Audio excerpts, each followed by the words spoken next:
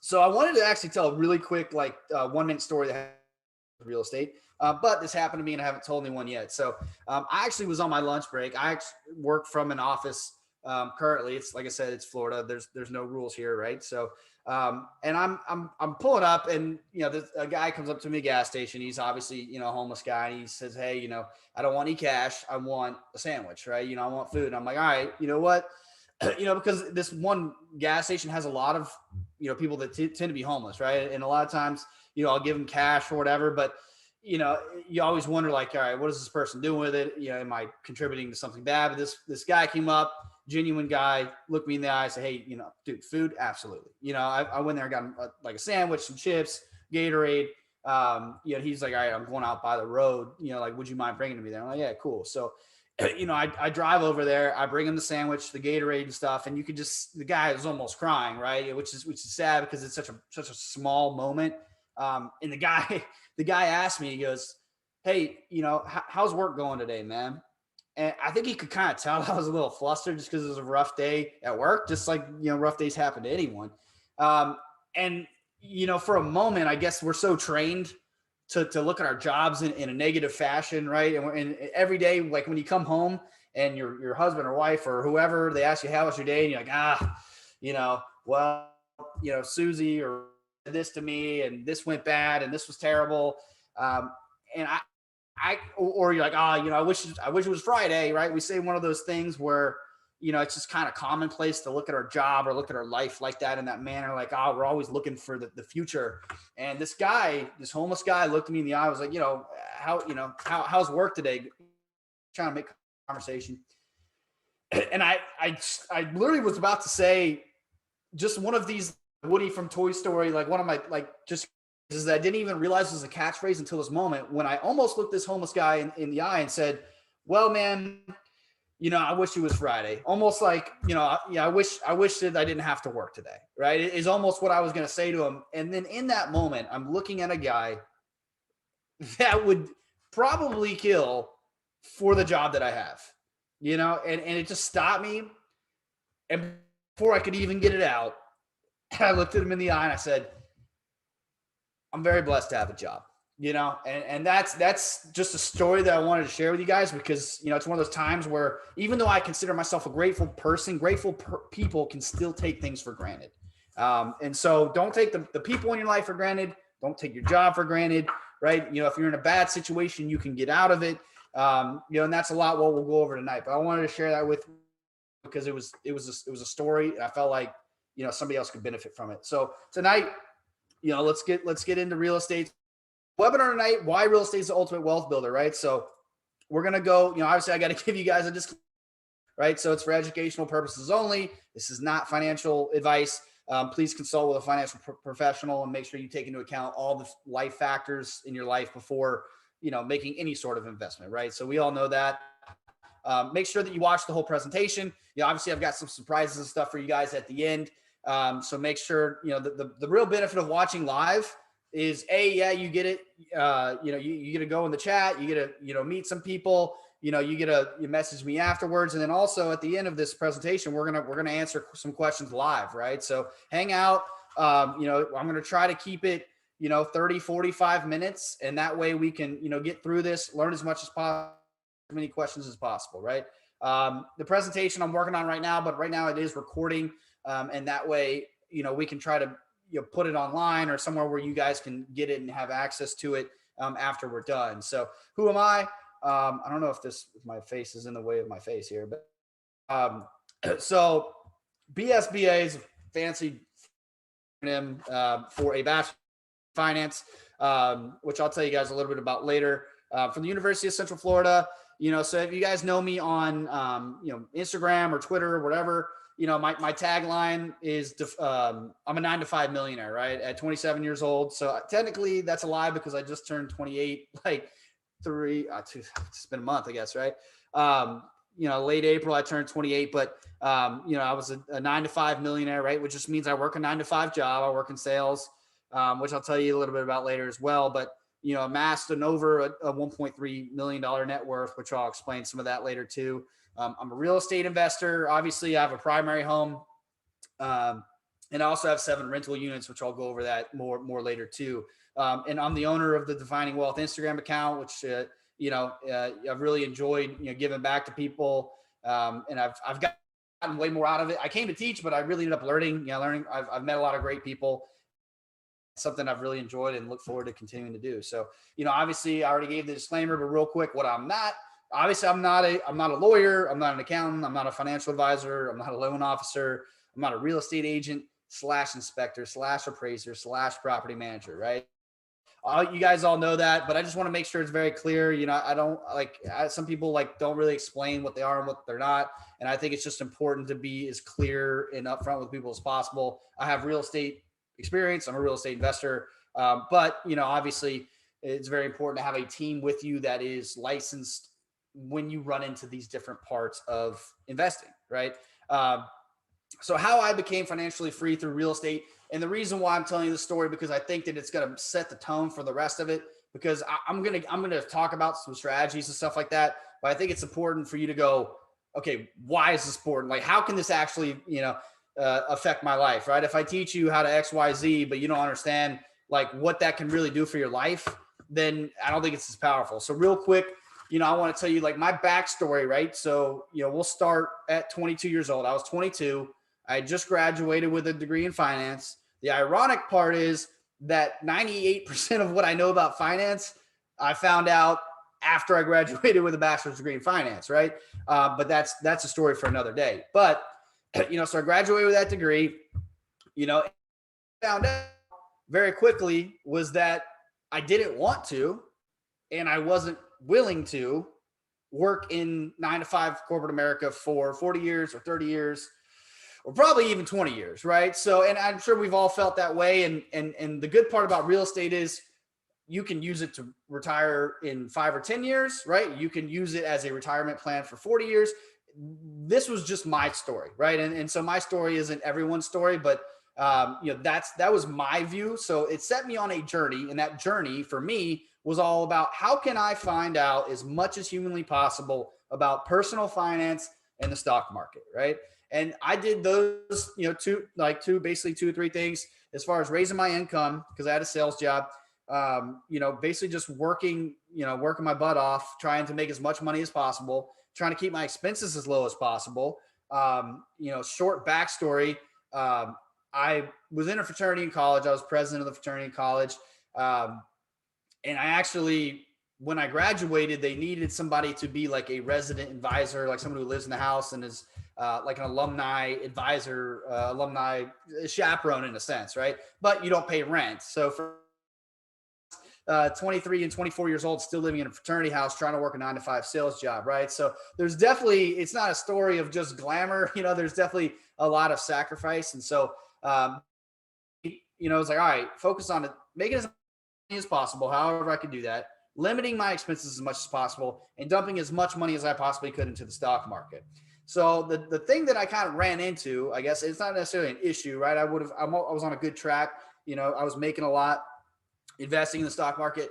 But for me, it was like, all right, well, how do I actually hire? Like, how does that, how, you know what I'm saying? And if you've ever thought about this, you know exactly what I mean when I say how, just like that. So it's like, but exactly how do I do that? Do I just build up a giant stock portfolio and then I just sell some of it off, and hopefully, I don't, like, my expenses don't go up, or hopefully I don't sell off like too much and the market tanks and we have a COVID situation. So for me, and there's a little bit more to that strategy with the stock market, but for me, I could never really make sense of it. And I'm like, I feel like I need money coming in. Like, I need money coming in like monthly, right? And you can kind of do that with stocks with dividends, but it's not the same at all, which we'll go into later.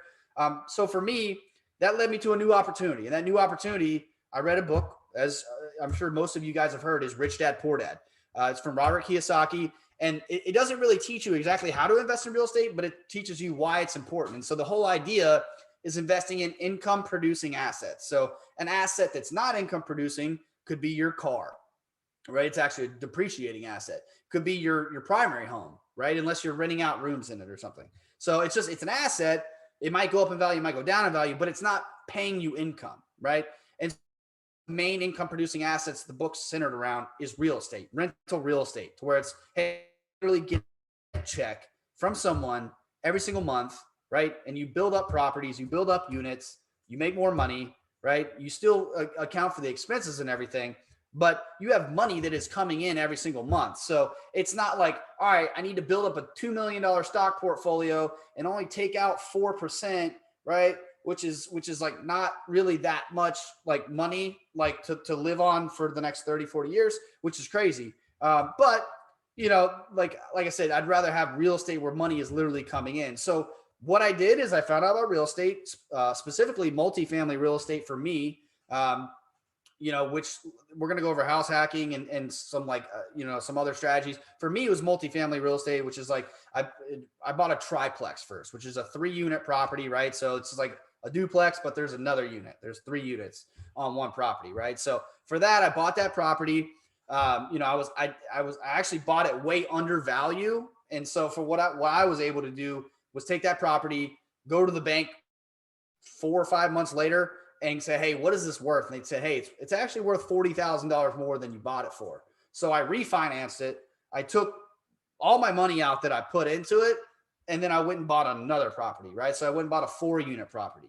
So now I have 7 units, right? And I've basically done that process again, and now I'm going to buy a 10 or 12-unit property. But just the way it stands right now, like even if I just stayed with these 2 properties, there's 7 units. Each one's bringing in about $900 a piece.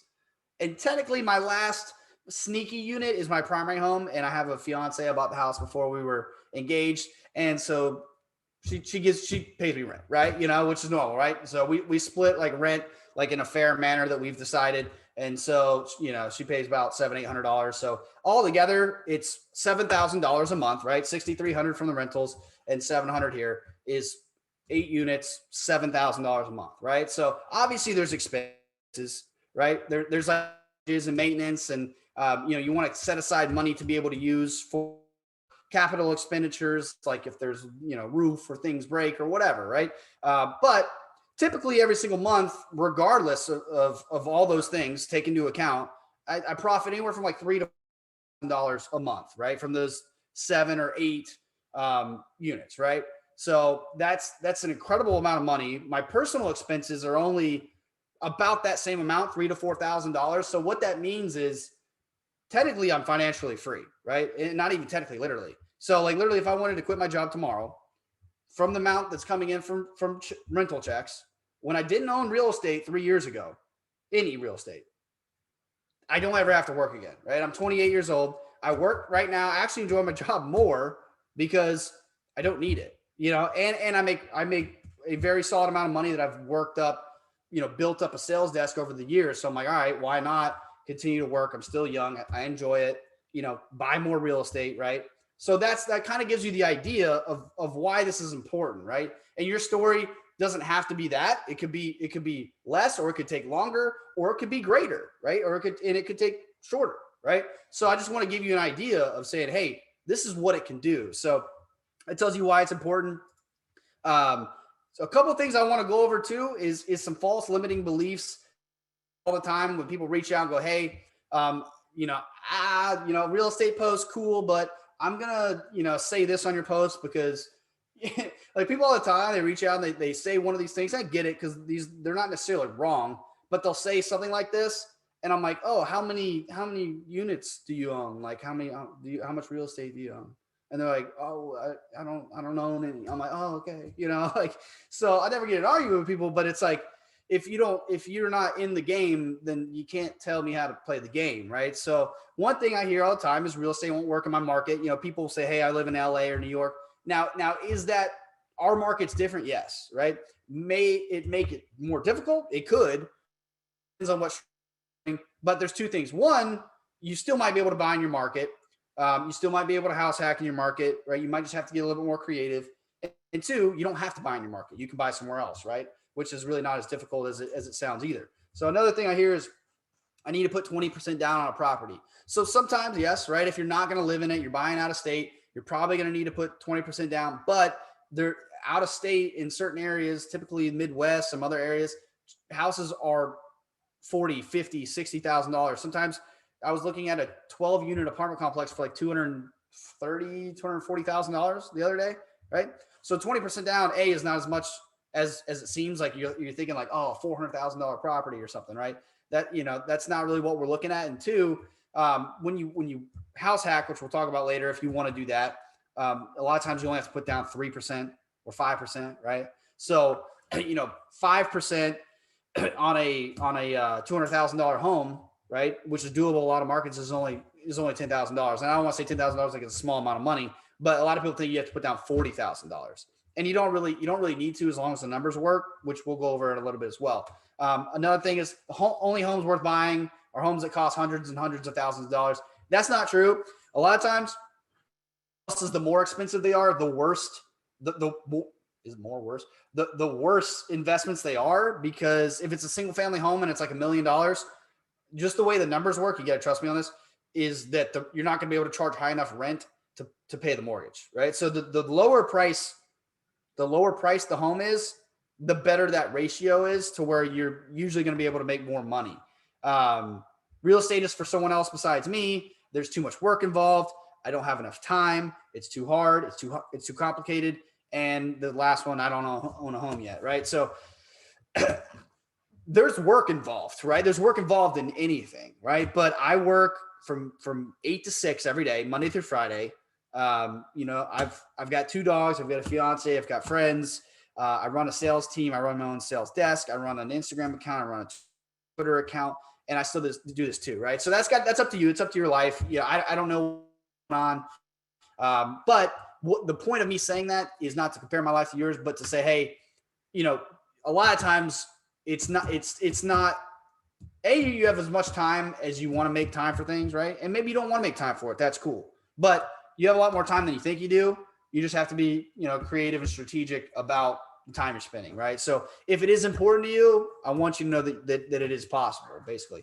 I don't own a home yet. Some people say, oh, well, I don't own a home. But to start at anything, you had to come from zero, right? So that's an idea. Like people think that, oh, well, I don't own a home or whatever. So the last one is, I don't want to be a landlord or have roommates. Maybe you have to be a landlord. Maybe you'd be getting roommates. Maybe you don't. I'm not a landlord. I own properties and I have a property manager, right? So I'm not calling people asking for rent, fixing toilets. I can't even barely swing a hammer, right? If we're being honest, but I'm a good real estate investor because it's a business. It's not necessarily swinging hammers. I don't have to be the baker to own a bakery, right? I can hire a baker, right? And I can still own a bakery. So how do I make money with the stock market? You're like, all right, I'm in the wrong presentation. So I want to make a comparison real quick, because with stock market, there's basically 2 ways that you make money with stocks. Dividends, which are, if a company, usually it's going to be a company like, AT&T or something like that, where, they're not really growing as much, because you're either going to buy a company because you think it's going to grow, or you think, or you're buying it because it's stable and it's making profits. If it's stable and making profits, typically they will pay out a portion of those profits in the form of dividends, but typically they're 2-3%, which is very, very small. Just think about like a 2% dividend on like $1 million is like what, $20,000 a month. I hope I did the math right there. So you couldn't live off $1 million, right? The dividend, $20,000 a year wouldn't be enough.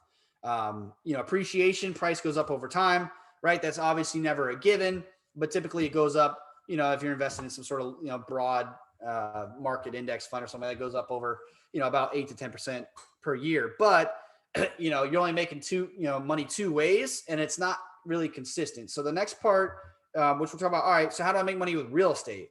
Well, with real estate, cash flow is similar to dividends, right? So the cash flow is basically your monthly rent. So let's say, we'll go over in depth. So you don't, we'll go over example numbers, all that stuff here in a second. But cash flow is your monthly rent. So let's just oversimplify it. It's $2,000 a month coming in, and all your monthly expenses, mortgage, maintenance, etc., is $1,500 a month, right? So that would be $500 a month flow, right? So that's just $500 a month in profit. And people always go, oh, well, like that's not very much. Yeah, well, you got to calculate the whole deal here, right? Because you can't just get lost in the cash flow. Cash flow is important, right? It's important to buy something with cash flow because you want to be making a profit. You don't want to have to be putting your own money into to keeping a property up. But what you also have to look at is, all right, what about appreciation, which we'll go over in the next slide. Um, we'll go over actually number 2 and number 4, which is appreciation and principal pay down, right? So let me see if I go over that too. Yeah. So a quick note on appreciation is leverage. So leverage just means debt, right? So you have a mortgage loan on the property. So an example would be if you have $10,000 and you put that down on a $200,000 property, they go, oh, real estate only appreciates by 3% per year. But what people fail to realize is that 3% is not that 3% of the 10,000 you put down. The property itself, which is worth $200,000, that $200,000 is going up by 3%, right? So 3% of $200,000 is $6,000, right? So you're like, all right, 6,000 divided by 200,000, like that's not that much. But here's the deal: you only own 5% of that home. Like you only put $10,000 down, but you're getting 100% of all the appreciation that goes over it, right? And you access that either when you sell it or you access that when you refinance. Nonetheless, it goes into your net worth, right? It automatically. So, which can help you out in a number of different ways. But if we look at it and go, all right, it only averages 3% appreciation. That's not that good. Stocks do 10%. Well, think about it like this. I just gave you the numbers. $6,000 it went up in year one on average, and you only put down $10,000. So what is $6,000 divided by $10,000? That's a 60% return on the money that you put in just from the appreciation, right? So if you put down 5% on a home, now you're getting a massive return on that appreciation. So equity capture is basically just what I did in my first property, where I told you, hey, I bought it for less than it was worth. So I bought it for 145, and then I went back and they said it was worth, I think, 190, if I remember correctly. So basically I made $45,000 right there, just from literally nothing, from buying it and going to a bank and going, how much is this worth? And my net worth went up by $45,000 in 5 minutes, and then I was able to refinance, take that money out. So it gives you a lot of good options. And the last one's tax advantages. So with tax advantages, there's depreciation and there's cash out refinances. There's a lot of other tax advantages as well, but we won't go too in depth into all the tax stuff, but just know that a lot of times when you make money from real estate, you're able to write it off because of the way the tax code is set up to incentivize people to buy properties, give people places to live, all that kind of stuff. You guys with me so far? You guys all good with everything? You just maybe type yes in the chat. Just let me know you're hanging with me. If you need me to, slow down, if you're loving it, if you hate me, just, all right, cool. I just want to make sure everybody's with me. I get excited. I love this stuff. Right. So sometimes I start talking too fast. Right. So tell me to slow down. You can blame my mom, right? And hopefully my mom's not listening to this, but so here's the benefit and the really cool part about appreciation and loan pay down, right?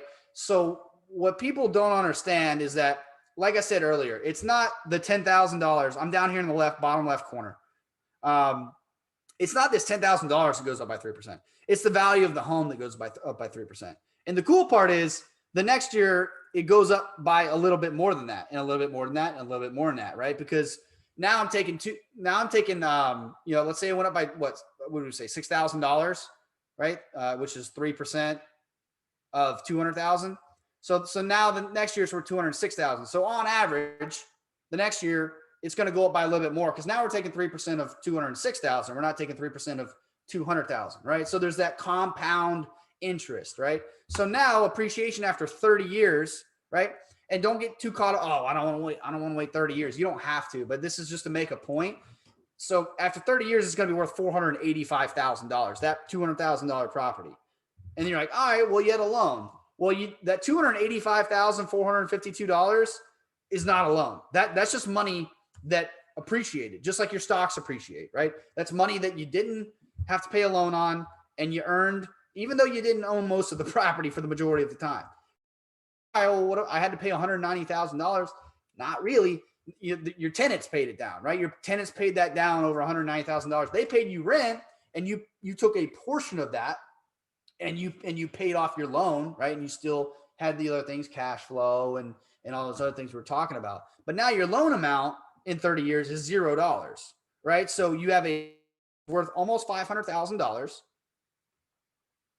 and and there's no loan, right? So I was trying to calculate, it's zero, right? So 485,000, I think, minus zero is also 485,000, right? So how cool is that, right? So $485,000 after 30 years, that's just from a pretty much a one-time $10,000 investment. You're like, all right, well, there's maintenance and there's this and that over time, but you're getting rent. The rent is paying for all that. Like it's not like you're using this $485,000 the whole time to pay for these things. The tenants are paying for they're paying down the loan. They're paying for the maintenance. They're paying for the new roof every 15 years or whatever it is, right? They're paying for the washing machine. They're paying for all that stuff. And you are still profiting on top of that, right? And you can take that profit, you can invest in the stock market, you can buy more rentals, you can go on a vacation, you can upgrade your car, whatever you do, you can do whatever you want with it, right? But people all the time, they think, oh, well, and the other thing I hear is people going, well, you also had to manage the property for 30 years. I'm not managing my properties. I mean, you can if you want to be a landlord. Personally, I don't want to. It's not necessarily right or wrong. It's a decision I made, but I'm paying someone 8% per month, which is nothing in my opinion. It's honestly like, I feel like I'm robbing this guy because they do 97% of the work probably, right? Like I pretty much get on the phone with this guy. There's work to set it up, right? I don't want to make it seem like this is like easy, right? You set it up, you do the work, you buy the house, right? And then you manage it, and then they just give you the check. Like they deal with the tenants, they deal with the phone calls, they deal with if there's a toilet, if they deal with whatever, right? So me, I more so I check the accounting reports. I make sure there's no leak, not necessarily like real leaks, but like make sure that everything makes sense from a financial perspective. I deal with the property manager, ask them how the tenants are doing, see if there's if anybody's acting up, if they need anything, whatever. So this is a cool part because look, dude, I mean, $10,000 one time and $500,000 in 30 years, right? That's obscene, and that's just one part of it, right? So let's look at some examples. I want to get into the cool stuff. I'm getting too excited about this. I'm sorry. The first one is house hack, right? So I'll give you an example of a owner occupied, which owner occupied just means you are the owner and you are living in the property. A rental property would be a non-owner occupied, meaning it's in your market or outside your market, but you're not living there, right? So the first one's a house hack. So I kind of oversimplify this, guys. Like I have a calculator, that I use, and it's like in my course and everything. But I basically kind of made this little house hack calculator-ish looking thing to make all the information and put it all in one place for you guys. Can you guys see the bottom, or do you see like Q&A and stuff like that? Can you see like the bottom, like down here, or are you guys blocked? Can somebody let me know in the chat? You can see it. Okay, cool. I just want to make sure you see the whole chart here. If not, I can like kind of get out of it. So why would you want a house hack? A house hack, you could there's a couple different options. You could live in a single family home, right, with multiple bedrooms, like a 3-bedroom or a 4-bedroom, right? This might be good for somebody that doesn't actually have a family yet. Like if I was coming out of college and I bought a 3 or 4-bedroom house, like by the local college, which is kind of where I lived anyways. I got lucky because I don't know if it was lucky. I was living in a fraternity house for free, right? So pros and cons there. But what I wish I would have done if I would have known about real estate at that point, I would have saved up a little bit, bought a house, and I would have rented out the other 3 rooms to my friends that still lived in that town, right? So you don't have to be in college. Don't take everything I'm saying like verbatim, right? Like point for point specifically, but that would be an option, right? Or, you could find people, friends, right? Some people find people on Craigslist. Some people find people, some people will hire a property manager anyways and get them to find people for them. And then they'll deal with them once they're in-house. Some people will get a property manager and have them deal with the payment, finding the people, the whole process, right? So there's different options. The other option, which this might work. I mean, it could work for anyone, right? But it's a better option maybe for families who are like, oh, I don't want to live in a house with 3 bedrooms and then rent it out to some, some person I don't know, or a friend or whatever, right? So an example there is a multi-unit property, so like a duplex, right? To where it's split, you're not living with the other person, or a triplex where it's split, you're not living with the other person, or a quadplex, which is just duplex is 2, triplex is 3, quadplex is 4, right? So a quadplex, could be an upstairs and a downstairs and 2 in the back. That's kind of what I have. Or there's all kinds of different ones, right? But you might live in one of the units and then you rent out the other ones. And what for you? And a lot of people go, oh, well, I'm not making any money here. Like, so let's look at the example, because this is a real deal. This is 35 minutes from Indianapolis. I found this like when I was making this like a week or 2 ago, right? So the price of the home is $15,000. So the down payment is $10,750, which I believe, if I'm not mistaken, is 5%, which you might even be able to get it for a little bit lower if you did 3 or 3.5%, right? So there's 3 units. I looked up the rent in that area, and it was $750 for I think it was each one of these units is a 2-bedroom, 1 bath, I believe, if I remember correctly. So I go on, rentometer.com, or you can go on like Zillow and find out what other similar, units, similar, like 2-bedroom, 1 bath, 1-bedroom, 1 bath, whatever. You can see what they're renting for in the area, right? So this is 3 units, $750 per unit, right? So it's $1,500 a month in rent, but you're living in one of the units, right? So it's not $2,250, right? So you're getting $1,500 from the other 2 units. So the total month is, I have all this on my calculator. Like I said, I condensed this for you guys, so you have to trust me. But what I included was possible vacancy, maintenance. I think I also included property manager, mortgage, principal, interest, taxes, property taxes, everything that would be in a deal, right? And so it's like, all right, what is your monthly rent going to be? And you're like, oh, negative $6 would be a good rent. Like that would be a solid rent. I would love to pay it. Sign me up. That means you're actually getting $6 a month to rent, right? And you're like, all right. So some of you might be going, well, $6 a month, like that doesn't seem like a great profit. But here's the deal with house hacking.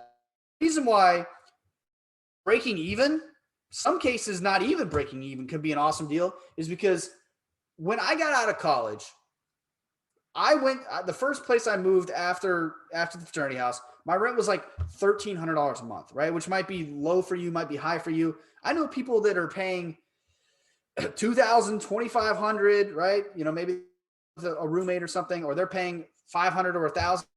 The deal, your rent is gone, and now you have that money. That maybe it's a $500, maybe it's $1,000, maybe it's $1,500, right? And now you get to invest that in the stock market. You can save up and buy another property. What a lot of people will do is they'll take that money, they'll pay down student loans, or they'll invest in the stock market, or they'll save it up and create an emergency fund, or and then obviously you can do multiple or all of these things eventually. They'll take it and put it away until they save up for another rental unit or another house hack, right? And then after a year or 2, they move out of this one, keep it as a rental, right? And then they move into the next one, right? So, all you really need, and I want to show you guys this real quick because I think that it will kind of drive home a point. I mess around with these. It's going to sound really nerdy. I hope everyone's okay with that. I mess around with compound interest. I can't even say that out loud. Compound interest calculators, right? So we'll say we start with $0. Our monthly contribution is $1,000, right? We'll say that's what our rent is, right? So this is just an example, like saying, hey, easy. Let's say I started with nothing. Let's say I was just house hacking, and now I'm able to invest $1,000 a year, right? And we'll say, 20 years at 10%, or we can do more rental properties, whatever. But this will just give you an example, right? So now we're kind of starting to see the power of this, because it's not necessarily about, oh, I'm only making $6 a month from a house hack. It's, hey, I'm freeing up $500 or $1,000 or $1,500 or $2,000 a month that I can now take, right, and go invest. And then, dude, 20 years, $700,000, I'll take it, right? And you don't even want to see what this is going to look like. You probably don't want to see this. right? It's five. And this isn't like, this is math. I didn't make this up. I wish I could make some. This is literally just math. It's not even refutable. Um, it's it's like I put the numbers in. That's an average stock market return, $5 million in 40 years. That's, and don't tell me $5 million isn't going to be anything in 40 years, because I promise you it still will be, right? So we'll go out of that. So for the house hack, like I said, you free up money to invest by knocking out your biggest expense. So that's the big deal there. I want to show you another one, and this is more of a like non-owner occupied, and don't get too caught up with the price of or even the money, because like I said, I can find homes right now that are $30,000, $40,000, $50,000. This is just kind of similar to the first one that I bought. So that's why I use it as an example, right? So the home is valued at $160,000. Let's say we bought it for $150,000, right? So right there off the bat, we just made $10,000, right, in the value of the home. How much money do we put down? $34,500. Like I said, don't get caught up in that. This is just an example, which is 20% plus some closing costs. Monthly rent, $2,500 a month. Monthly expenses, an emergency fund, right? Everything together, $1,500. This is actually like, you're gonna be like, oh, monthly cash flow, $1,000. This is actually almost exactly like my first rental property. So, they are out there, and this would definitely be a good deal. I mean, $1,000 a month. That's $12,000 a year for the rest of your life, right? From one property. And the cool thing about it is it's going to appreciate, and you're gonna be able to take money out, right? And that rent is going to go up, right? Rent goes up every year, right? And your expenses, your mortgage is going to stay pretty much the same. Some of your expenses might go up, but your rent's going to be going up, right? So let's look at like some of the after year one example, right? So we made $10,000, right? The home appreciated $4,800, which is 3% of 160 grand, right? But don't think about it like we were saying earlier, it's 3%. It's 4,800 divided by how much only the amount that I put down, right? So that's 14% return, which is higher than the stock market. And that's not even the best part, in my opinion. Like, the best part is, the equity capture, the cash flow forever, monthly, consistent, right? The principal pay down would be about $2,000 a year that, the tenants are paying the loan. That's about $2,000 would be about how much would go and actually decrease the balance of your loan. The rest would go to mortgage interest. I put calculator. So there's really no pretty way to put that in there. And then depreciation tax savings. Can depreciate, you can tell the government legally that the value of this home is going down in value. And that would equate to about $1,100 in tax savings, right? So we'll look at our numbers one more time, a little bit different way. So this is basically just the same. We'll go back here. So this column on the right is going to turn into this column on the left, right? So we spent $34,500. Our total year one return was in all forms, right? 1,100, 1,900, 12,000, 4,800, 10,000, right? Was $29,000. And this is not like some crazy made up example. Like my real life example was actually much better than this, right? So I think this is very reasonable. Turns out to be, so let me go back here. All right. Okay. I see what I did here. I thought this was going to be next. So the first one is $12,000. So that's just cash flow. That's just profit, right? So 12,000 divided by 34,500. That's a 34% return. Like, and that's just math. That's an example. It's real. Like, I know some of those numbers scare you. And then, like, as soon as you see something over 10%, because that's what the stock market is, you're like, fake, doesn't matter. It doesn't work. Not true. Right. It's true. Right. I don't know how else to tell you that.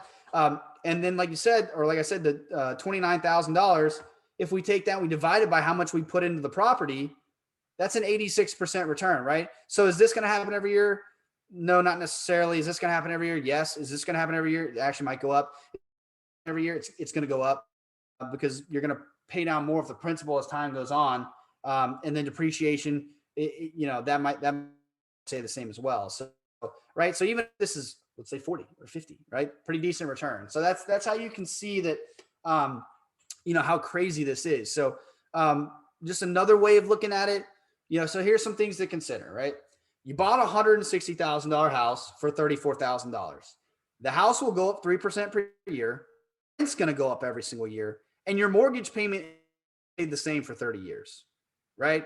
So it's crazy because it's like, imagine if you got to say, hey, your clothes, your shoes, a car, right? Anything. Imagine if you got to say, hey, I'm going to pay the same price for 30 years, right? And so what you're really doing, it's a hedge against inflation as well, because you're paying the same mortgage payment, principal and interest, even though prices are getting inflated. And so you're going to make, this might be too much. If it's too much, just tell me. But you're going to be making more money in the future because inflation. So the people are going to be, the dollar is going to be devalued, right? So they're going to have to give you more dollars to make up for that. But you're taking more dollars and you're paying the same price of the loan from when you got the loan, right? The loan doesn't inflate. The loan doesn't go up over time. The payment on the principal and interest stays the same, right? So you're using tomorrow's dollars, which there's going to be more of, to pay today's price, right? And it's going to be, the home's going to be inflating itself, appreciating itself, right? So after 5, as you can see in the bottom left corner here, you're making about $15,000 per year in cash flow. That's a 39% return.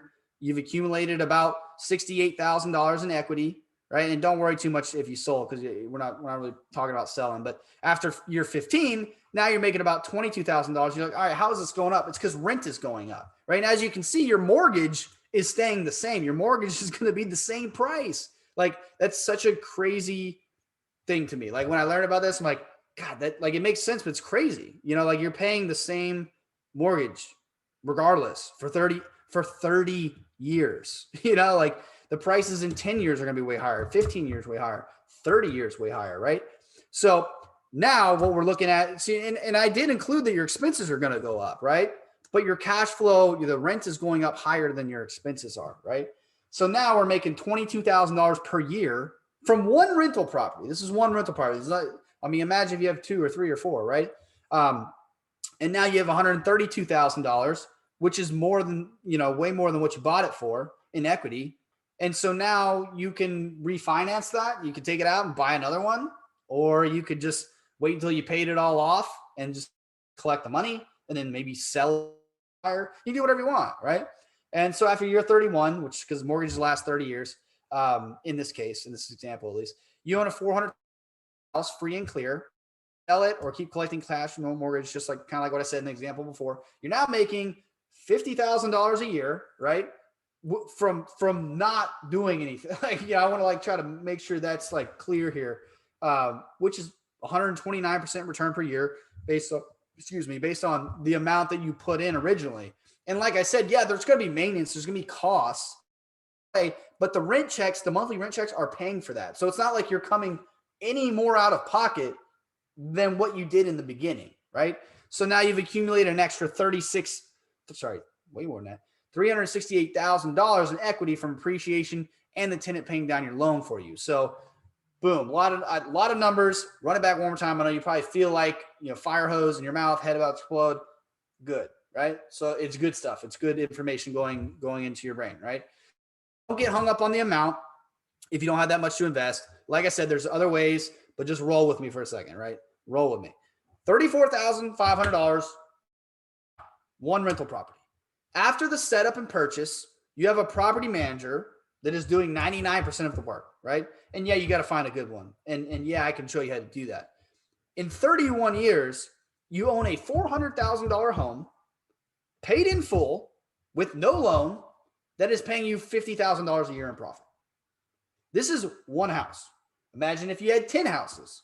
You would have $4 million, right, in paid off real estate, paying you $500,000 per year, right? And you could have refinanced those properties a million times and took more money out and bought more properties, right? So the opportunities, the examples, and what I was meant to show is this is an introduction to real estate and why it's important. So what did we go over today?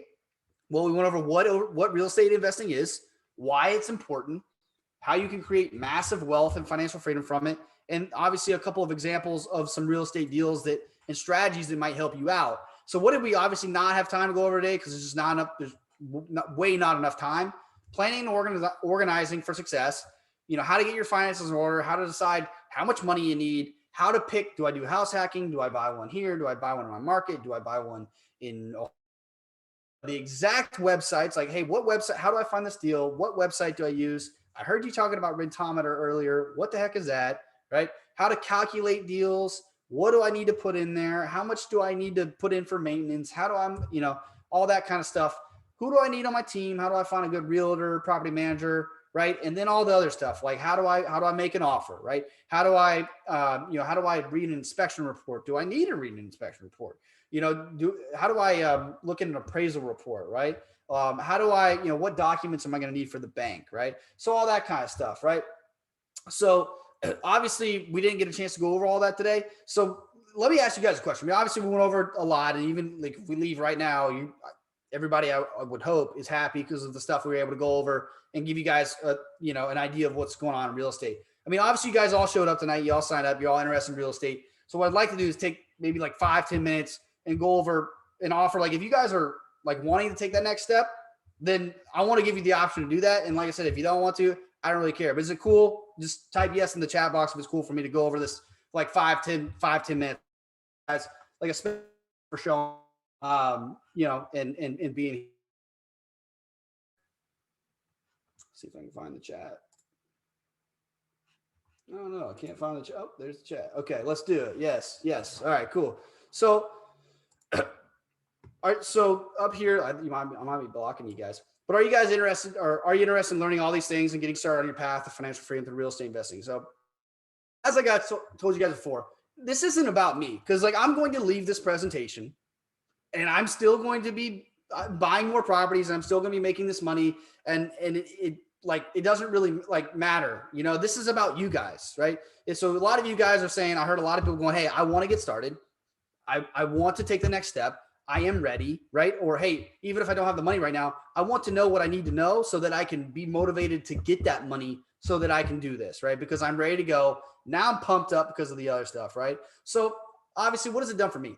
I mean, $7,000 in revenue per month. Like, I mean, can you agree that that would be cool, right? So like, I always tell people this. Imagine this. Somebody walks up to your door. It's the first of the month, right? And maybe not figuratively, maybe, like not literally, but let's imagine it literally. There's 8 people lined up at your front door. They knock on the door, right? They go, $900, $900, $900, $900, $900, $900, $900. That's 7 or 8, $900, right? So I'm not here to brag. I'm here because I want to make a point, because I know that I am not special, right? And that's what people always ask me. And they're like, oh, well, you must have, came out of the womb with like knowing about, I didn't own any real estate 3 years ago, right? I knew nothing about it, right? I started reading books, right? And I got mentors, and I had to lose some money, and I had to learn the hard way. And that's why I created most of you guys know I have a course, and that's why I created it, because I read a ton of books. And the most frustrating thing in the world to me was that I'm like, like I was saying earlier, but how, right? I would read a book, and it was from one of the most reputable people in all of real estate, right? Somebody from Bigger Pockets or whatever, which I love those guys. But I would read the book and I go, but how, right? And they'd have a lot of good information in there, but you can't do anything with a book. Like nothing, like you can't read a book and go, all right, well, I need someone showing me, right? I need to be looking at someone's computer screen, watching them pull up the websites, watching them calculate deals. I need their deal calculator. I need a workbook. I need them to tell me how to make decisions to figure out what is best for me, and not just telling me what is best for me, right? So that's why I created this course, because I'm like, if I had to have one item, right? One course, one book, whatever, what would I put in it to have made 50,000 times easier, right? All the time. Last night, for example, he asked me about, I forget what it was. It was like investing in something else, right? And he's like, oh, well, I think I'm going to start doing this. And, I've been on YouTube, and I've watched a lot of this guy's videos, and I've kind of pieced it all together. And I'm like, that guy has a course, and it's not even that expensive. And he's like, yeah, but like, I'm like, dude, the course is all is in order, like perfect, like packaged, like it's there for you. Just please, like, I'm like, I don't even know this guy, but buy his course. Like, dude, the amount of time that you would have to spend, and the time that I spent. So YouTube videos, figuring out, does this matter? Does it not matter? Right? You know, do I need this? Do I not need this? Right? Like, does this pertain to me in this state? Right? In that time, like 30, 40, 50 hours of searching through YouTube, like that's what drove me crazy. Right? And reading books and stuff. So I wanted all this stuff in one place. Right? So for me, um, you know, I created this course, right? And so you're like, all right, so what is in the course? So I'll tell you a little bit about what is in the course. It is literally, like I said, 4 hours of me walking you step by step through the entire process, A to Z, right? If you know absolutely nothing about real estate, perfect. Probably even better, right? But if you do have some properties, it's still going to be beneficial for you as well, right? So it's 4 hours of me going, hey, this is how I set up my folders on my computer. Like I am specific. Like this is what loan documents you are going to need, right? This is how many years of W-2s and this and that. And you need to have all this stuff ready to go. That way, when you go to get a loan or whatever it is smooth, right? It is easy. I want this to be as seamless as possible, right? And then we go over how to pick a strategy, what the strategies are, how to look at your life factors. Do I have family? How much money do I have? What is my job? Do I have an emergency fund, right? Now let's pick a strategy that fits that, right? And then the next thing we go over, and you're like, all right, how did you just come up with $600? Well, I typically, it's actually more than that because I typically charge people $150 an hour, right? Because that's typically what I make in my job and doing all this other stuff, and people pay it, right? So it's actually probably going up to like 200 soon for like one-on-one stuff, right? So this is 4 hours of my time, but it's actually even better than that because it's all, like I said, it's all packaged and it's perfect. It's in order. It's on a website that you have lifetime access to. You can watch it whenever you want. Watch it at midnight. Watch it on Friday. Watch it on Monday. Whenever you can watch it during work. I don't care. I won't tell your boss. Right. So the second part is 2 hours. Right. Times $150 of me literally showing you exactly on my computer, just like this. Right. Just kind of like we did tonight. Part of the course is me showing you, hey, this is the website I use. Here's a deal. I'm going to find a deal live. Hey, actually, I like this deal a lot. If I lived in this city, I'd probably buy this right now, right? Hey, if I was house hacking, this is how I would run the numbers on it. Here's my calculator. I actually give you my calculator. I wasn't supposed to tell you that. It's the next thing on the list. But calculator, right? And we go over that in the course, right? So the next thing he said is my deal calculator, right? Which shows you literally everything, right? Let's see this thing up. Where do I got that? Let's see if it's not too hard to pull up right here. Real estate calculator. Let's see here.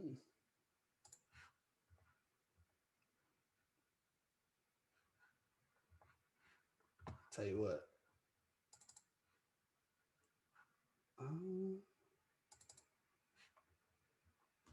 All right, here we go. So we got it. So this is like one of the things that you know is in the course, right? Like, I mean, you can screenshot this, but I don't think it's gonna be quick enough. Let me see if I can pull up the calculator part. Right. So this calculator is literally like so easy to where like it literally tells you exactly what it is, where to find this stuff, how much to put in, what numbers to fill in, and then all this stuff over here is just automatically calculated for you. Right. So it's like as easy as possible. So it's really cool. I want to show you guys that. And then the last thing is 11-page workbook, right? So the workbook is kind of like use it as a note-taking guide. And then also what you do is it tells you, you know, how to pick your strategy. So there's one part in there where we go, hey, if you're going to a realtor, you need to go, hey, my name is Lisa. This is what I'm looking for. This is how much money I have. This is the, you know, this is the type of property I have, right? And I teach you how to do that. I teach you how to find, hey, I'm looking for a house hack in this area, at this price point. This is how much I have to put down. This is what I'm looking to buy, et cetera, right? So there's some exercises in there like that to where literally my goal is when you take this course, you don't have to go read another book, right? Do I recommend you read other books? Absolutely, right? But I want, like, if there's going to be one course, I want this to be it, right? So a question I want to ask you guys is, hey, look, you know, obviously that the value that I just came up there with was $1,000, right? $1,050. So if all this course did was give you the information that you needed all in one place to buy your first rental, so you didn't have to search the internet for 50 plus hours, how much would that be worth to you, right? And that's a rhetorical question. You can think about it on your own. But another one is, if all this course did was give you the information you needed to buy your first property out of state, and it ended up being a paid off property like the example we went over, right? Very real example. There was in 30 years, that property was worth $500,000 and this course taught you how to do it. How much would that be worth to you? Like, to be honest, I mean, I'm not saying to pay $5 for it, right? But that gives you a good example and a good frame of reference of going, okay, yeah, that makes sense. And the last one is, if all this course did was give you the information you needed to buy your first house hack, and now you immediately start saving $1,000 or $1,500 a month, how much would that be worth to you, right? After 1 year, that's $15,000, $20,000, right? So think about those questions. So what is the price? The price is only $97, right? And so why did I do that? Well, I had two options. I could go like way low, but I was like, I don't want to go really low and give somebody some crappy ebook or some 20-minute PowerPoint webinar or whatever. I want to give them as much value as possible, right, at a fair price point. And I want the value of it to be at least 10 times, right, which is what I have here. And so the is worth well over $1,000. And you take, like, trust me, like, if you come back and you don't feel like you got that value, 100%, I won't even ask you, right? I'll be curious. I might ask you, but it won't really matter what you say because I'll give you your money back.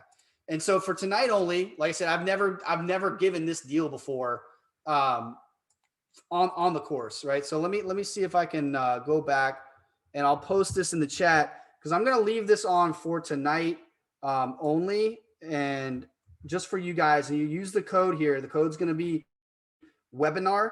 And let's see if I can post this in the chat. Let's see here. Where'd our chat go?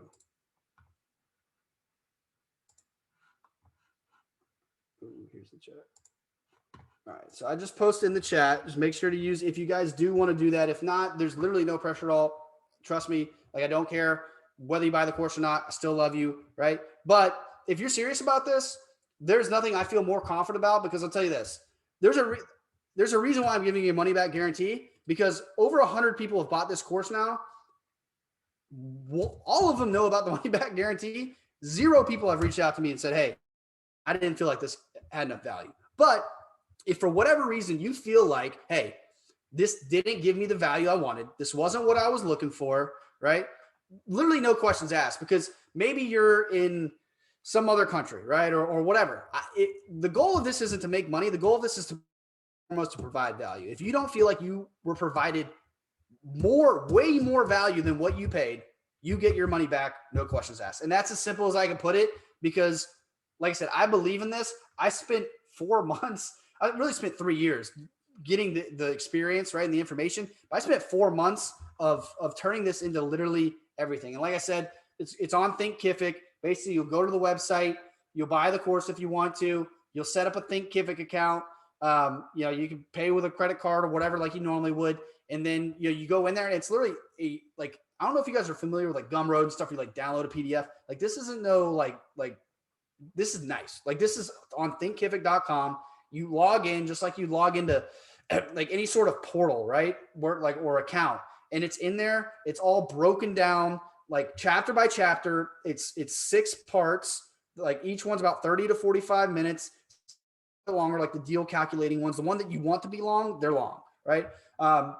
So it's 6 hours of that. You can take it step by step. It's going to tell you where you left off. That way you can say, hey, Monday, I'm going to watch it for 30, 45 minutes. Tuesday, I'm going to watch it. Then I'll pick back up on Friday. It's got quizzes in there, right?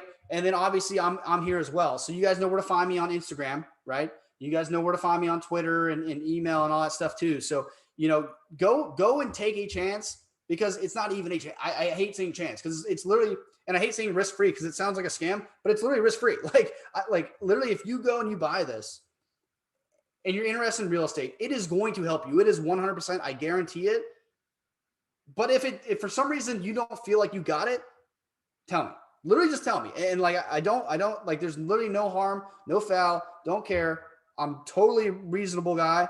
What I'm going to do is say, well, how could I have made that better for you? Here's your money, first of all. But like, I would love to see if there's something that I can improve upon. But like I said, I think there's like 115 people that have bought it in the last 5 weeks, and 0 have reached back out to me. Right. So, obviously here's some of the people that I know on Twitter and Instagram that have reached out, said, hey, just started the course, already learning a ton. The course has only been out for 3 or 4 weeks. Maybe 5 now. Order your course. Awesome so far. Thank you so much. I'll keep you updated. It's very informative. So, all great testimonials. I literally have not got one negative thing. If I did, I would literally tell you, because the only thing that would have meant was, well, hey, I got a negative thing, and guess what? I fixed it. And now there's more value in it, but I haven't even got that yet. So I hope you guys will, if you know me, that you'll trust me. I know that it's your hard-earned money, and I take that very seriously. And I would never, whether it's me or anyone else, I would never tell you to spend your money on something that I did not think was going to give you 10 times as much value. So that's my special offer for you guys tonight. I hope that you'll go, go to the link, click. If you have any sort of issue with whatever, go ahead and just message me about it. See, we already got one person here that just said, hey, thanks for the discount, just bought it. My boy, Austin. So if you guys want to go get it, and then also I want to open up the floor, for questions, whether it's about, false beliefs with real estate or any sort of thing. Where the link is in the chat right here. It's definingwealth.thinkkific.com. It should be right above Austin's name, right? And so you'll go through and you'll check out, and it will take you to it's a sales page, right? Where it's got like all the stuff just like you would check out, right? Can you guys see the link now? Okay. All right. Well, we'll go back to the page, and then are you guys able to see that? And I'll tell you what you can do. Another option is the course is at the link in my bio as well on Instagram. So if you guys want to go there, you don't necessarily need to go like it's the same link. But it's a little weird that I can't post it in there. Let me see if it will let me. But you can go to the link on my bio on Instagram, or if you want to hang around and chat. Yeah, that's weird. It's not showing. I have to kind of figure something out about that. I just posted there like 10 times. So sorry if it starts showing up. But all you guys, hope if you have Instagram, if you don't have Instagram, just let me know. And then the code for 20% off is just webinar, right? So we'll go back to that right here at the bottom. The code is webinar. So it's all down. Oh yeah, Austin. Thanks, Austin. I guess it won't let me put a link. I don't know why. So webinar, right? That is the code.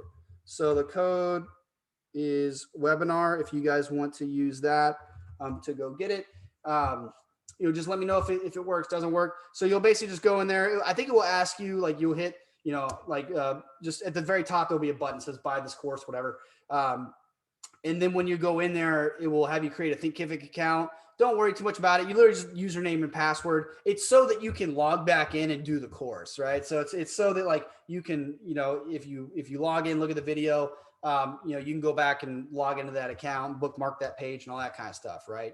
So just make sure you do that. Let me know if you guys have any issues with that. And then, the floor, is open for questions. I'll try to answer as many as I can tonight.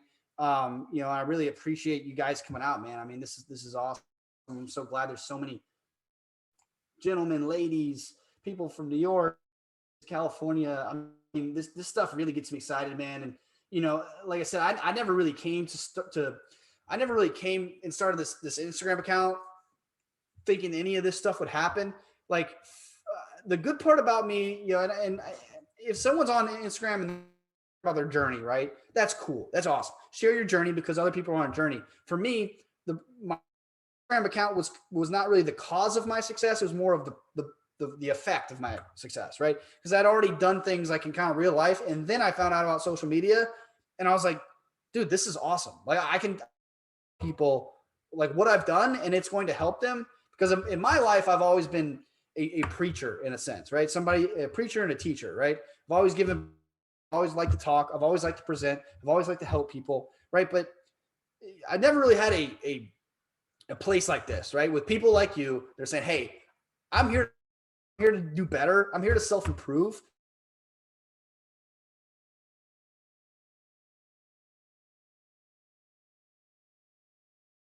To talk and to give you guys, hey, I don't know everything. I'm on a journey myself at an early age. And I've gotten into a point where, like my net worth at 27 years old puts me in the top 0.01%, I think, of my age, right? And I had $0 at 22, right? And that's not here to impress you guys. It's here to express to you what's possible, right? And maybe you're already ahead of me, right? Awesome. Great. Maybe you're not. Maybe you're zero. I don't care. It doesn't matter, right? And that's the biggest thing that I can tell you guys tonight. out of all the things that we went over was knocking down false beliefs, right? There's always going to be an excuse if you fight hard enough for it. There's always going to be an excuse if you make one. There's always going to be a reason why you can't go after your dreams if you tell yourself you can't, right? So then that's why I can never go to someone and convince them that they're wrong because they told me they couldn't do something. Because why? Because if they told me they couldn't do something and they believe they couldn't do it, then they're not going to do it. Then they're going to come to tell me, hey, I was right. Yeah, you were right. But if you would have thought from the beginning that you could have done it, then you would have been wrong. Like whether you thought you could do it or you thought you couldn't do it, either way, you're going to be right. So I can't argue with you either way, right? But what I can tell you is I'm not special, right? I'm no special, more special than the 22 people hanging out in this room right now. I can do this. I don't care what you look like, where you come from, that stuff. None of that stuff matters. The only thing that matters is the decision that you make in your head, the faith that you have in your heart, and the people that you surround yourself with, right? So I'm here for you guys. The floor is open for questions about anything. It could be about life, it could be about real estate, it could be about, did I just get my hair cut today for this? And the answer is yes to that, right? That's how much I care about you guys, right? So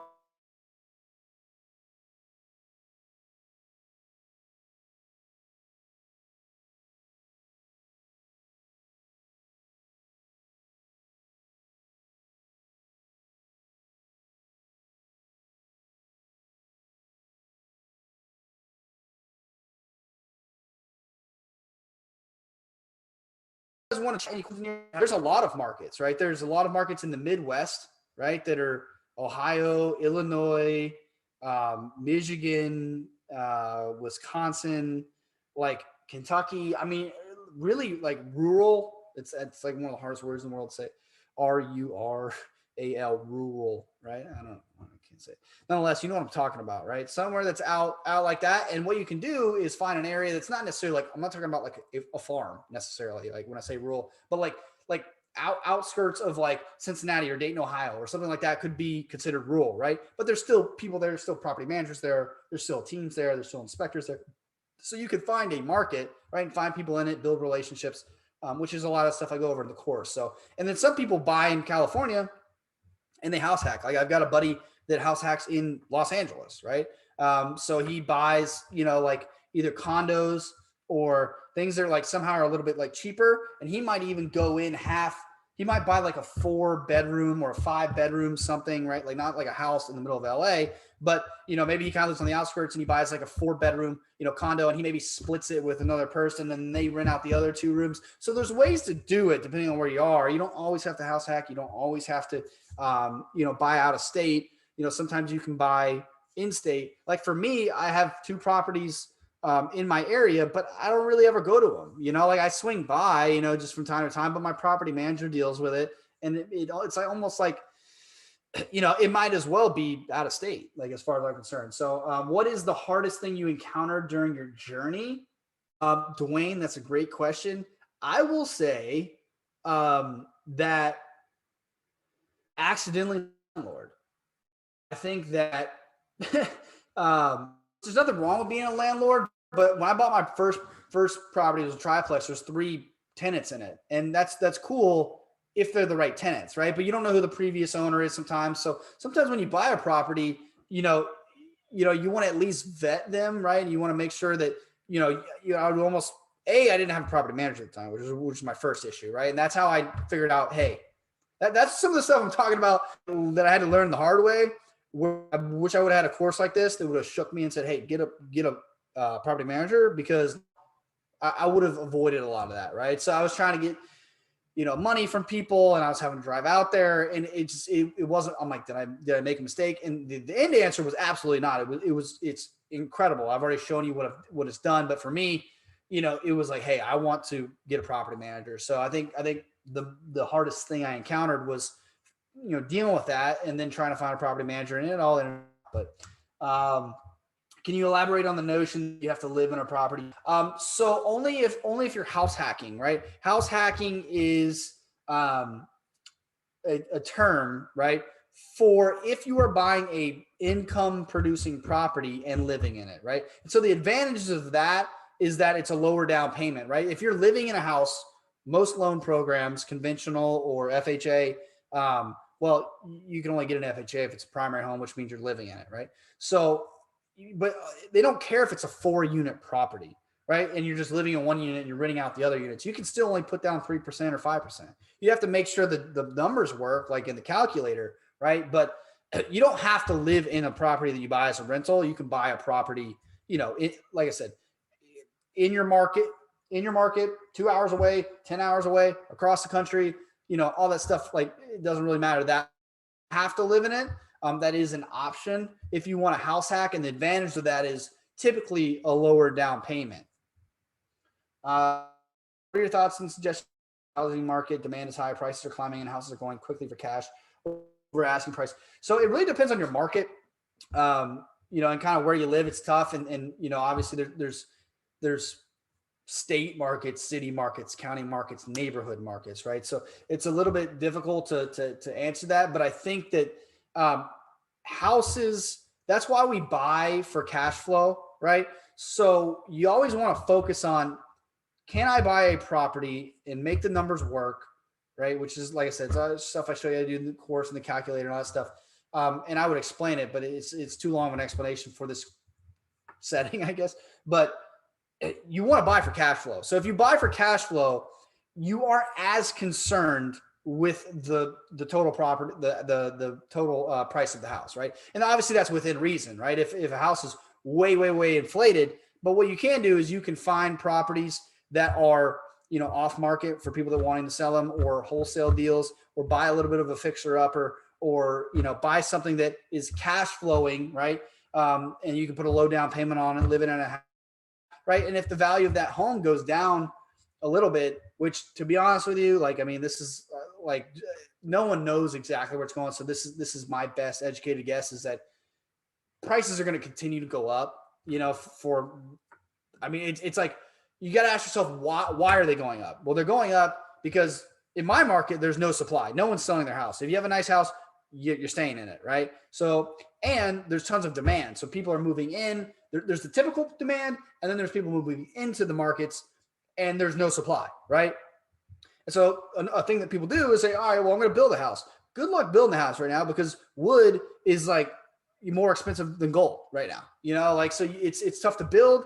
It's in buildings behind. There's not enough supply. There's not enough homes, right? There's more and more people. There's more people being, moving out of cities and into different areas, right? So it depends on, where exactly you live. But I see values, continuing to rise. And I think that, a lot of people thought this a year or two ago, right? And I bought a lot, my properties have appreciated over $150,000, and that's not typical. But if I would have sat here 2 years ago and said, I don't know, the market seems a little inflated, which is a good, by all means. I mean, that's a very solid, fair question, but I would not be in a very good spot right now if I didn't do that. So it's focus on cash flow, focus on the property making money, right? And then appreciation is second or third, right? Then that it's kind of an added bonus. And over time, you're holding properties for the long haul, just like the stock market. It doesn't necessarily matter where the stock market is right now. To a certain extent, you're betting on it going up over the long haul, which is a consistent, better option, right? Higher likelihood. Let's see if we have any other questions here. So I answered, does this hold true when the market is lower versus purchasing now when properties are so inflated? So I guess I kind of answered that as well. It really depends on your market, but it's really, the best thing you can do is focus on the cash flow, right? Focus on what's going on there. Oh, there are some more. Does your course go over how to find a good property manager? Great question, Cordy. That's a huge part of it. That is like one of the main parts of it. So what I do is I tell you what to look for, how to find one exactly, like who, basically you're asking for referrals, who to go to for referrals, how to check those referrals, how to interview a property manager, the 20 questions, right? They're not necessarily all important. It depends on what kind of property you're buying, but the 15 to 20 questions to ask them and the answers that you're looking for out of them, so that because the property manager can make or break you. It's like if you started a company, you have one employee and the employee's bad, right? It's going to leave you in a bad spot, right? So that's one of the things that I put as the most important thing, right? Any tips on how to buy property that's marketed in Southern California? A lot of buyers are putting at least 30% down. So in Southern California, there's a couple options, right? So you could either buy out of state, right? You can go in with, a partner, right? Or it depends on, the property exactly where you are. I mean, sometimes, and not all these options are like, oh, okay, not every option I say is going to be 100%, right? Like, I'm going to give you an option, and an option just means it's an option. An option doesn't mean that it's going to work for the majority of people. One option's move, which is real. Some people are literally moving, and they're like, hey, you know what? I work from home. I don't need to live here. I don't want to live here. Maybe you do, right? So whatever, ignore it. But maybe this is for somebody else. But you know what? I'm going to go move to somewhere outside of Nashville or wherever, right? Or Ohio. I don't really care where I live, right? I'm going to go house hack for 2 years, save up, right? And then I'm going to go do whatever, right? So it depends on what's going on in your life, right? So, you can move, right? You could go in with a partner. You can try to get creative with financing or find off-market properties, right? Find properties of people that are, being wholesaled or looking to wholesaling yourself, which is basically trying to find properties of people that are, maybe you've had it forever, just looking to get rid of it, or maybe it's a little bit fixer upper, maybe, something like that. Right. So you gotta, it's not, I can't tell you like, hey, you're going to go find the best property in Southern California and you're only going to put down, 0% and, whatever. Like maybe that's an option, maybe it's not, but there always is an option. Right. So, I always welcome those. I mean, that's like the hardest question that I'm going to get. And I gave 5 possible answers to it. So, which may or may not work for you in particular, but, if I lived in Southern California, I'd probably move, right? But that's obviously just personal. B, I would look to buy out of state, try to find something in probably in the Midwest that's like a duplex or triplex or whatever. Like I said, maybe move you want if you don't want to, whatever. And then are your properties local to you? Do you purchase out of state? My next one's more than likely going to be out of state just because my market around me has got a little bit inflated, right? So that kind of goes back to the other question, but I'm not talking, I don't know the Southern California person. I don't know if you're talking about house hacking or buying, but I mean, if you don't like your market, go find another market, which is what I'm doing right now. But the ones that I do own are currently in my market, they're within an earshot. Best way to go about finding a property manager. So that's what I had just answered Courtney's question about finding a property manager. That's all in the course. And I've got like a huge part of it that is literally just about that, how to find a good one. The 15, 20 questions that I asked my property manager, some tactics on, it's some fun stuff that I guess, about like trying to, email and call certain property managers and then time how long it takes them to respond. If it takes over 24 hours, then now they're just off your list. Right. So things like that, like testing people out, because you want someone that's responsive. You want someone that's good. You want to know who you're dealing with. You don't want too big of a company. You don't want too small of a company. So there's a lot that goes along with it. But like I said, Dwayne, that's in the course. I have the document too that has 15 or 20 questions. And then Jay, do you sell real estate or use it as just a means for wealth building? I don't sell real estate. Like I said at the beginning, on the list of things I'm not, and it's not necessarily I don't have any issue with it. But it's just not something I do. I work in sales and I started buying real estate as just a means for wealth building, so that's even more of a point to everybody here, because you don't need to be a real estate agent. You don't need real estate experience. You need to learn about it, right? You need to learn about anything that you do. Like, you don't need to go play, I don't know, basketball and like not know how to do it, but you can, like, you just learn about it. Right. And then you learn about it by basketball, right? And you learn about it by shooting, right? You learn about it by doing it, right? So that's why, like I said, my course is literally like everything that you need to go out there and be successful, right? Because the biggest thing that people go is, they're like, but what about this, right? What about that? What about that? Like this course, if you take this course and you listen to the whole thing, there is 100% of the information, right? You might need to figure out something about your market. You might need to figure out, how to get a down payment or whatever, right? But as far as the information goes, the course is 100%. It is 100% of the information you need to know. If you're still looking for stuff after that, you're caught in analysis paralysis, because I know what that is, and I've been there and I felt it. So that's why, like me, I was like, because I'm an person, and I feel like all you guys are here because the questions you're getting are the questions that I would ask, right? But there is a point where it's over, right? And you are not moving, right? Your mind is moving, but your body is not moving, right? So that's what we want to make sure we don't get to. But that's just another thing that we kind of need to break down and think about. So I got another question. Sorry if you already answered this. Does this course cover buying out of state? Our area in Oregon is significantly inflated right now. So yeah, I go over buying out of state, right? And so I tell you, what you need to do, how you need to figure out that strategy, where you need to buy that out, how to, kind of what numbers you're looking for in a property, what websites I use. And then you can literally take that information like, hey, I'm looking for this kind of rate. I'm looking for this kind of price. This is how much money I have.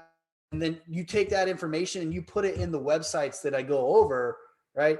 And I also calculate deals for you and show you how to use the calculator and show it might make sense to calculate this or not calculate this, or, I tell you where to find the taxes, where to find the insurance, where to find the utilities, where to find the interest rate, down payment, everything, right? Literally everything, right?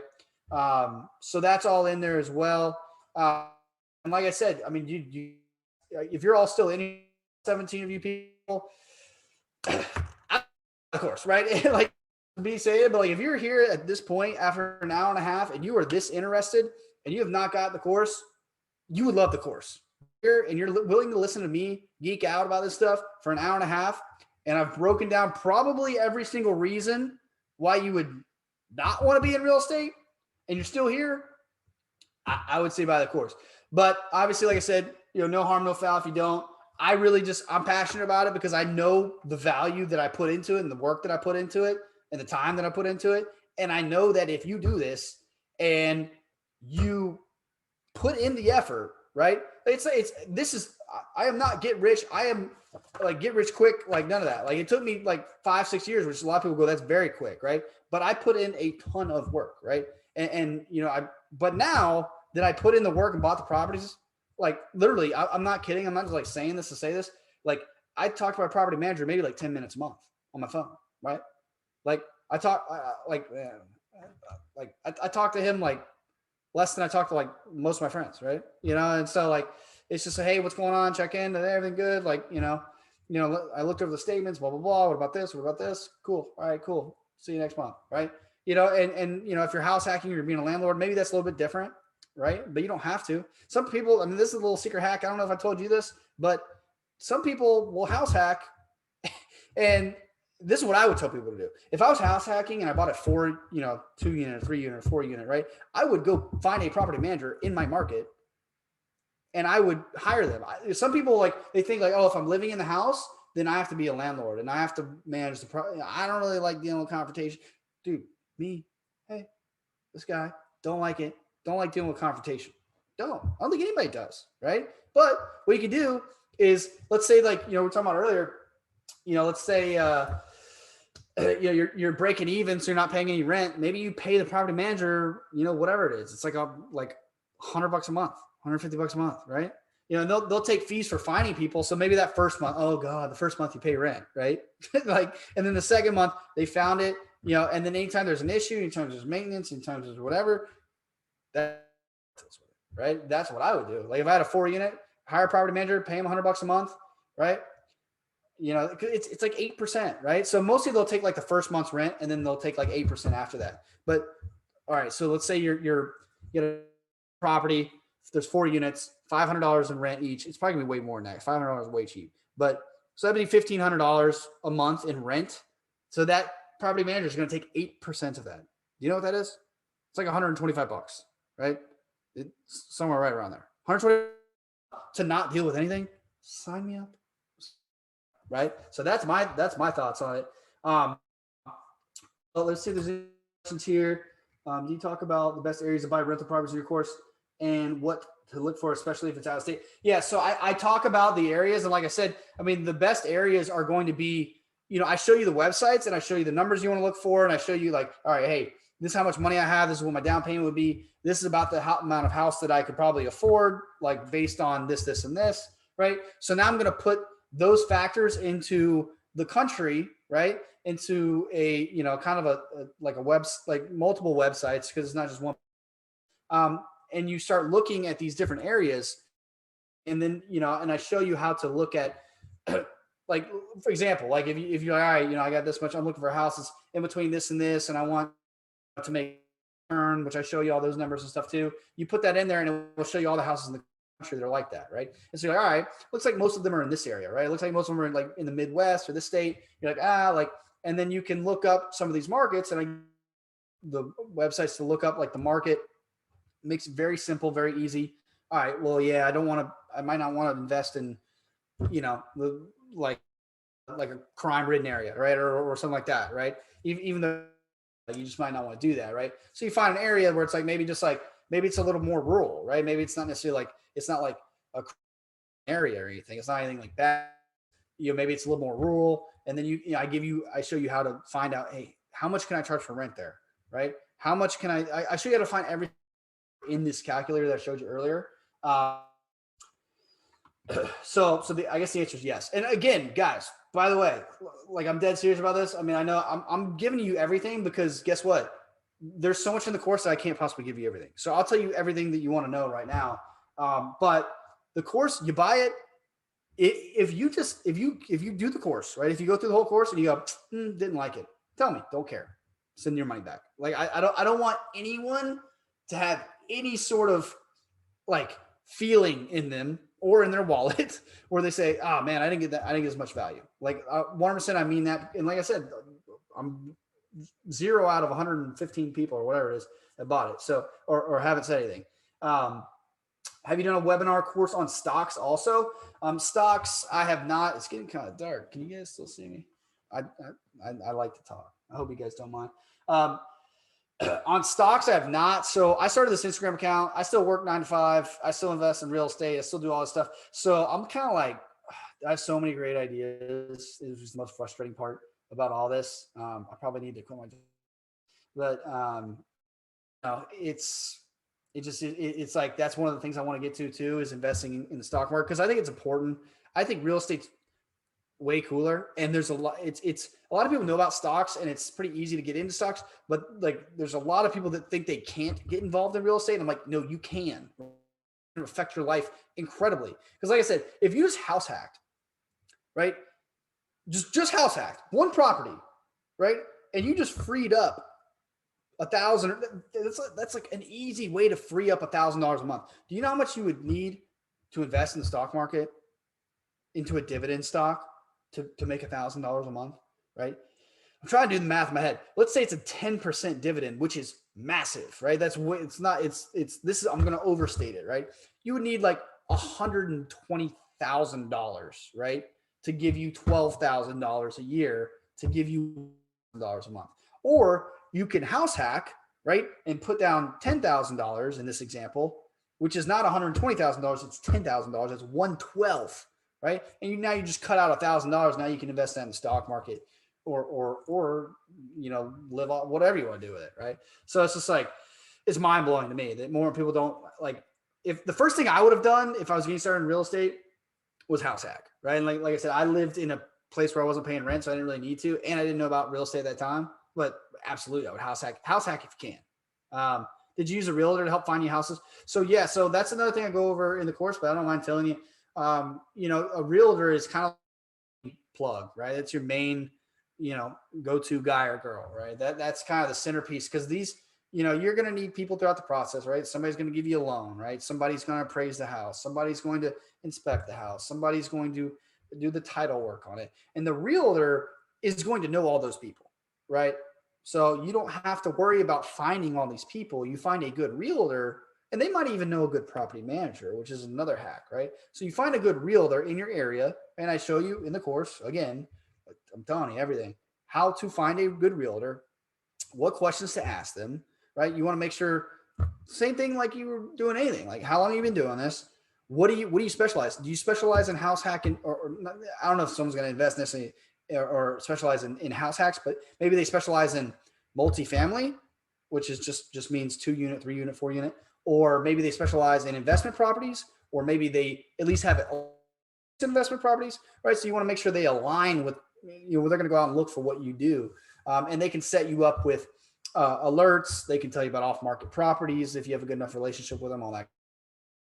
That's the realtor is definitely like one of the biggest plugs in the whole thing.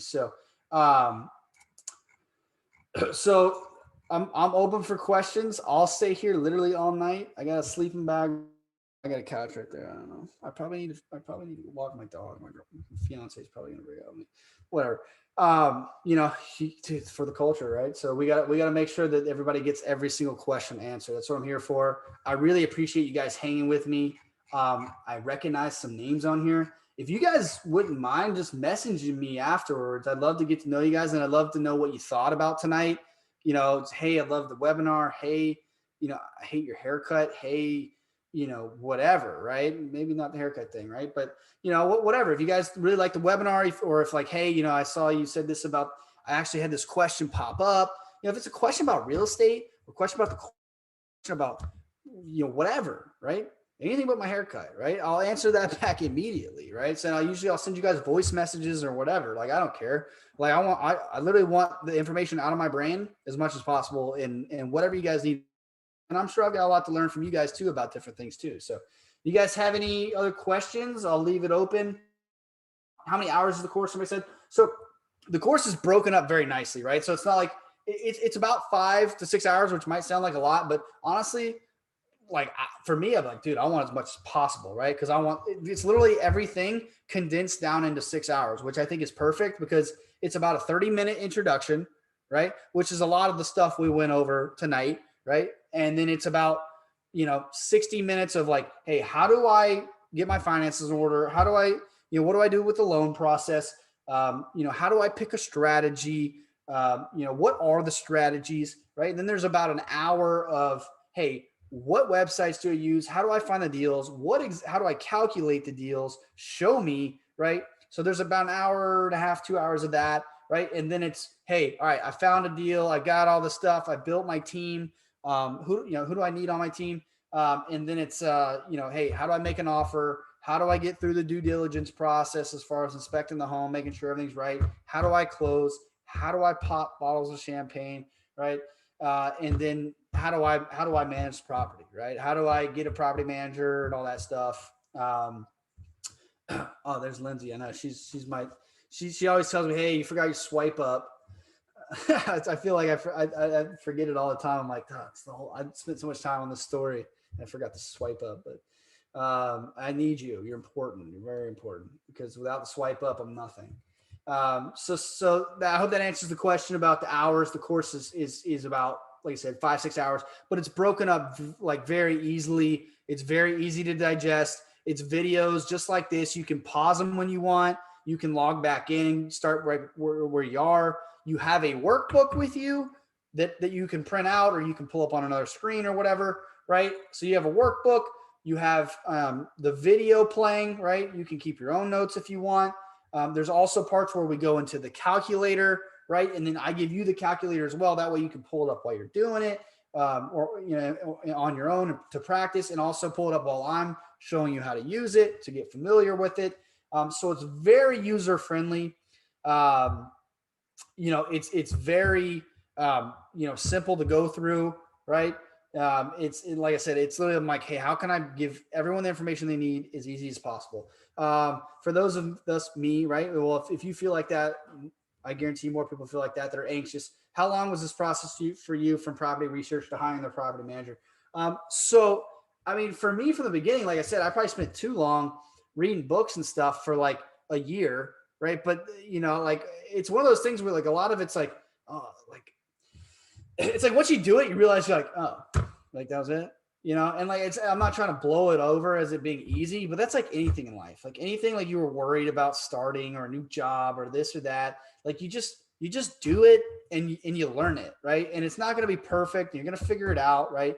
And that's why you want to have a good team, and you want to set up these things in place, which they teach you how to do in the course, right? But once you do it, once you just take that step and you buy that first property and you say, I'm a real estate investor, like it's kind of cheesy, but for me, I'm like, dude, that like, I walk around with a new swag, a new way of life, right? A feeling, right? And that's what life's all about, is that feeling, right? And it's a feeling, now it's a feeling of freedom for me, which is the feeling of being a real estate investor on steroids.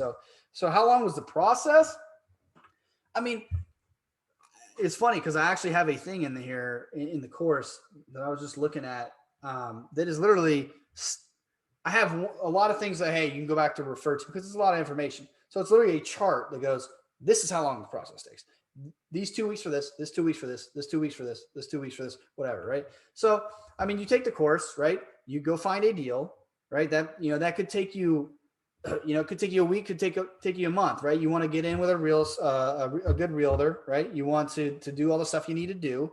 You want to go find deals. You want to be working on this outside of your job or whenever you can, right? The more work you put in, the less time it's going to take, obviously. But you can find a deal in under a month, right? And you can go through, during that time you get pre-approved for the loan, so that way you're set up or whatever you need to do. And then once you have a property, right, and you run the numbers, that's all within that first month. Like, you find a property, you run the numbers. Hey, this looks good. Hey, I want to make an offer. Like, that could be as quick as a month or two, right? Maybe depending on your area or where it is or what the property is, are there other people bidding on it? It could take a few months, but it's literally step by step. Is what I go over in there. Have you got any testimonials from people that have been as successful, if not more, as you after using your course? So, like I said, my course, I came out with it 5 weeks ago. So people are, finally, starting to like finish it up. The normal average person is not going to knock it. And I don't want the average person to knock it out in 6 hours straight. But you can go stay up tonight, right? And just maybe have a cup of coffee and, just knock it out. But for me, yeah, it's new. So, those are why I have those testimonials there. And it's like, hey, I'm starting on this. I'm knocking it out. And I'm getting a lot of people messaging me like, dude, this is awesome. And like I said, trust me, in today's world, if there was something wrong with it, I would have heard by now, because people are quick to let you know when you're wrong, much quicker than when you're right. So, and I haven't heard anything bad. So, and that's another reason why, hey, I'm putting a money back guarantee, so there's literally no risk. So you go take the course, you go through it, and you say, hey, I spent 6 hours on this. You're gonna say, this is awesome. I can't believe there's so much information. I can't believe you didn't charge me more. But if you don't feel that way, I don't want your money, right? I don't want to feel ever in my life like I didn't give someone way more value than the cash that they paid for it, right? So that's my opinion on it. I'm sure more testimonials will come out and stuff, but that's where we're at for right now. So, if you guys have any other questions, let me know. Like I said, I will, I'll hang out here. And just so you know, we'll go back to the link and everything. The link is up here in the chat. If you want to click on the chat where we're at, I didn't mean for that to rhyme. The link's in there. Use the code webinar, lowercase, all lowercase. I'm taking it off probably tomorrow, because I'm going to put this online, like the replay of this. I don't know how I'm going to cut it, but I'm going to put the replay of this online. And I want you guys to be rewarded for being here, right? So I'm going to say, hey, if you're watching the replay, as you can see, like, people can use the code WEALTH for 15% off. But the people that are here tonight that are investing in themselves, that are asking questions, that are, that are invested in themselves, invested in what I'm doing, dude, I want to be a part of your success. And I want to give you like a reward for doing that, right? So if you guys are, trusting in me, and, then, I want to give you that option. So like I said, go on there tonight. If for some reason, like, you're like, hey, I get paid Friday, or whatever, I totally get it. Just let me know. You can pay with a credit card on there. It gives you an option. You'll just make the Thinkific account, click pay with credit card, put in the stuff just like you normally do. If for some reason, like, hey, I get paid Friday or whatever, I can probably like a special code. That way I can take this down. That way, people aren't using it that weren't here. I mean, like, I don't want to punish them, but I'm rewarding, like I said, the people that are here. So, in addition to financial freedom, what's something else you want consumers to take from your course? So, I mean, the whole premise of it is how to be successful, right? And real estate is obviously example, and real estate is the main focus, but there's so many metaphors in the course, right? It's me talking about, because I'm not successful in real estate. I'm successful, right? It's almost the same thing regardless of what you're doing, right? It's the same principles, right? It's being organized. It's running things like a business. It's getting around good people, right? It's doing your due diligence, right? It's running the numbers, right? That, that things make sense, right? It's investing in a course, right? So that you know that you have all the information you need in the best manner possible so that you have the highest chance of success, right? So these are all things that I talk about in there, right? And so you can gain a lot of metaphors from it, not that it will just make you successful in real estate, that are good success tips for life, right? As far as, how to find a good property manager, like I was saying, like looking for referrals and stuff. Like that's how a referral is how you should find anything you're looking for in life, like, so there's a lot of tips and tricks like that. And success is, it's not, it's universal, right? It almost doesn't matter what you're doing to a certain extent. Like, yeah, there's specifics, but I'm more of like a wide ranging guy. That's why you guys will see me talk about success, motivation, humor, stocks, real estate, all the stuff that I do, anywhere that I feel like I could provide you with value. That's what I want to do. I want to provide you with value. So, a lot of people are like, oh, you need to niche down. Well, my niche is life, right? What's your favorite proverb? Oh, what was it that I posted the other day? I don't think I'm going to remember it. But one of my favorite proverbs is the best time to, invest was 20 years ago, and the second time to invest is today. Right. So, invest in yourself, invest today. A lot of people talking about, oh, what about the market, this and that. Well, it depends on what you're doing. Like, you're investing for the long term, like then the absolute best time that you can invest, and the only time that is the best that you can invest is right now. Like, because you can't invest yesterday, you can't invest 20 years ago, right? And you technically can't invest in the future. You can only invest in the present moment. That's the only time you have power over, right? So I think that's probably a good one. So if anybody else has any questions or anything, just let me know. But I think I am going to, someone said, I'm sure you go over the course, but can you touch on what you should look for during a property tour that will help you determine whether it's worth investing in? So as far as property tours, I mean, you're going to have an inspector, and you're going to have a realtor, right? So you want to bring your realtor with you. You might want to bring, you're going to bring an inspector with you. The good part is you can make an offer on a house and it can be accepted, and you put clauses in the contract where it goes, hey, yeah, but I need to do an inspection first. That way you don't get caught up. Like if there's something really wrong with the house that you didn't know, then you just back out of the deal, right? You don't lose any money. So things like that, getting a good inspector, right? Which again is finding a good person, right? Which is going to a realtor that is good. Good people hang out with good people, good realtors, no good inspectors, no good appraisers, no good property managers, right? So, but you just want to, that's some of the things I go over a full inspection report in the course as well.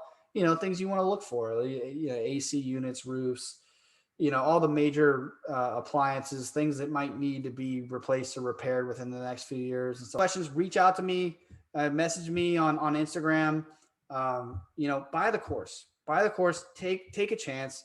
If you don't like it, I'll give you your money back. Like, invest in yourself, right? I've got to push you guys to do this, but I only feel comfortable pushing you because I know that it's what you need, right? And if it's not what you need, then don't buy it, right? But if you feel like, hey, this is what I need, I'm ready to take the next step, then do it. And you're not going to regret it. I guarantee it. Right. So I hope you guys all have a good night. Anthony, Courtney, Hardeep, H. Maggie, Jay, Jennifer, Jessica, Lindsay, and Matt. I appreciate it. Thanks. I'm going to get out here and meeting. Thank you, Courtney. And if you guys have any questions, feel free, where to find me, come on Instagram, follow me on Twitter. Tell your friends about me. Tell them to check out the Instagram, or check out the Instagram and the webinar when I repost it. Tell them about dude. Hey, if you guys want to tell them about this code, if you got friends that want it, tell them I'm going to delete this until tomorrow. So if you got a friend that wants it and you think they might like it, tell them, use webinar, use the code webinar, right? And give them the link. Tell them to go to the link in my bio on Instagram, right? So tell your friends about me. Love you guys. I'm signing off, and I will see you guys later. And we'll hopefully start doing more of these. We'll hopefully start doing more of these in the future, right? Just on different topics or whatever. So you guys have a good night. I appreciate it, and we will see you later.